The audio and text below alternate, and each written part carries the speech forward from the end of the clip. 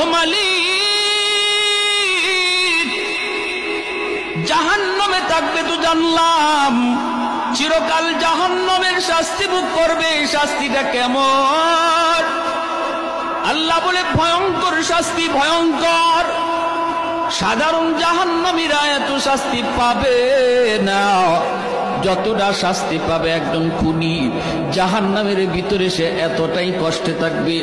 জাহান্নামের আযাবেরও ধরন আছে রে ভাই, সবার আযাবের ধরন কিন্তু একরকম নয়।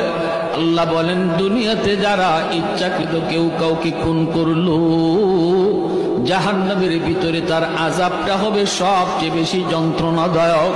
জাহান্নামের ভিতরে তার আযাবটা হবে বড় কঠিন।